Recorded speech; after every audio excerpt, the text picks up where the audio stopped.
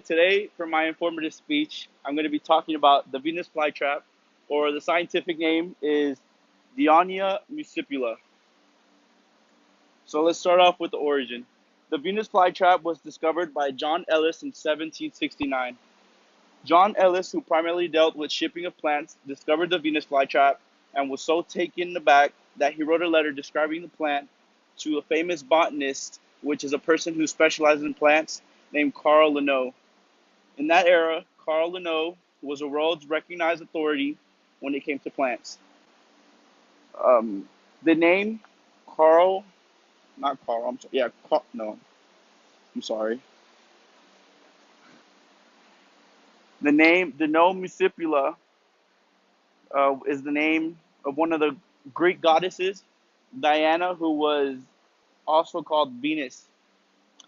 And then the Venus flytrap is native to North Carolina and South Carolina, but they've been introduced to other states. So the trapping mechanism. The inner walls of the leaves are covered in nectar, which attracts flies, insects, and spiders to land there. The Venus flytrap is a carnivorous plant that has three trichomes, which are hair-like spikes, which are in the middle of the mouth, which is in here.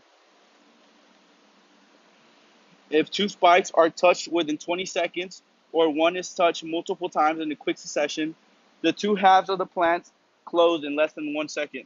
Yeah. The trichomes are incredibly sophisticated, and they can tell when it's something like a raindrop or a nut touching it, so they don't just close to anything. They know when it's a living organism. And the edges of the plants are covered with stiff hairs called cilias, which are these right here. Those interlock and then make the two leaves airtight. And what's worse for the plant is the more that it struggles, the tighter the two leaves close together. The digestion of an animal, it can take up to 10 days depending on the size of the meal. And after the 10 days, it reopens and it spits out the exoskeleton, which is like the body basically. So now the diet. So despite their name of the Venus flytrap, that's actually the least that they eat. So the Venus flytrap diet consists of 33% ants, 30% spider, 10% beetles, and 10% grasshopper, with fewer than less than 5% being flying insects. Like most plants, the Venus flytrap also conducts photosynthesis, and they get nutrients from the air and soil. However, because of the poor soil where they live, they're much healthier when they supplement their diet with insects. The Venus flytrap continually grows new leaves. Each one of those leaves can only digest about 3 insects before it turns black and falls off.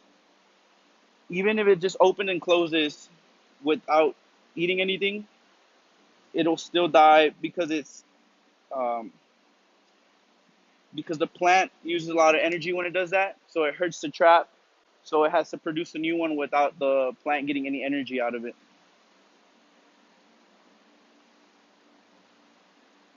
And then the conservation. So the Venus flytrap is internationally listed as vulnerable. So the conservation is like extinct, near extinction, So this one is vulnerable. The population numbers and size continue to decline, primarily due to drastic changes in the Venus flytrap's habitat as a result of fire suppression, conversion to agriculture, and residential and commercial development. Poaching is another problem when it comes to the Venus flytrap. Theft appears to have increased with the Venus flytrap, and poaching is now a felony in 5 different counties in North Carolina, where the Venus flytrap is originally from.